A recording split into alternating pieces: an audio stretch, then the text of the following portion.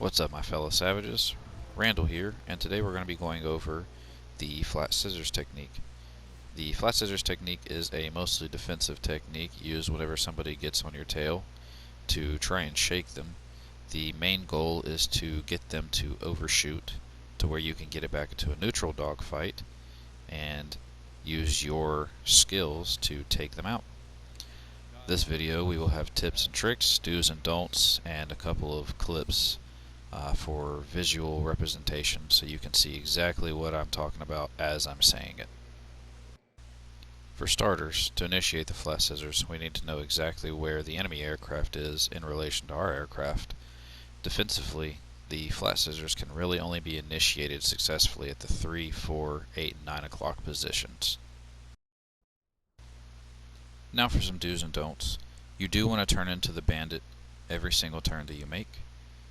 You do want to pull back on the throttle a little bit with each turn, not stalling out, but just making your turn a little bit tighter. You do want to plan out each turn because maybe he got the jump on you initially and hit you for a good bit of damage before you initiated the flat scissors. So maybe you need to fly through the resupply, but you don't want to fly straight. Plan out your next 2 or 3 turns to where it's going to take you through the resupply while also still successfully completing the maneuver. And be patient. You're going to have wingman in the air, and maybe he gets impatient because he's not getting any damage on you and he just gets annoyed and flies away. Things that you don't want to do, you do not want to initiate the flat scissors if he's directly on your 6, because the first turn that you make you're just going to give him a larger target and he's going to light you up. You don't want to turn in one direction for too long because again he can get on your 6, he can do a maneuver like a high yo-yo or something like that to get on your 6, and again because you're banking, you're a large target. You don't want to exit a turn too quickly because that defeats the purpose of the flat scissors, to make him bank hard in one direction then have to change. And don't panic if you get hit for a few damage. He's probably going to get you a little bit with each turn, but not enough to do anything significant. Now I'm going to show you a couple of clips of me performing the flat scissors and how it looks when it's performed correctly. I'll also add a little bit of commentary on the clips just so you guys know what my thought process is personally while I'm performing these maneuvers in a defensive capacity. The enemy has tracked us!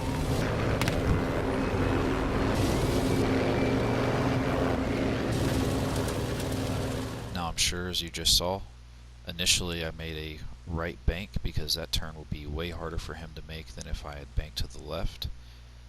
Then I start looking back to see exactly what his position is on me. As I look back, he's not directly on my 6, and so I decide to bank into him to initiate the flat scissors and to go to free look and see where he is. He's about on my 9 o'clock there.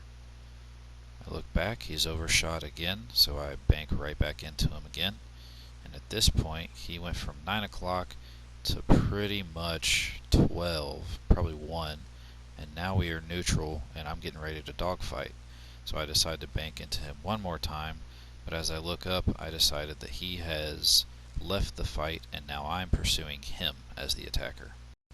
So the beginning of this clip, I was actually confused because I didn't hear the bandit's engine over my wingman's engine, and so I started at a pretty distinct disadvantage. Here I thought I was going to roll on top of him, but he countered that pretty well with rolling scissors, which we'll get into in another episode, and put him back in the attacking position, at which point I decided that I was at a disadvantage, and so I decided to initiate the flat scissors. So there's my first turn. And my second, you notice that he's a little bit closer and he's still overshot. Here he had to barrel roll because he had such a bad angle on me. And you will notice at this next turn that he overshot once again and is extremely close.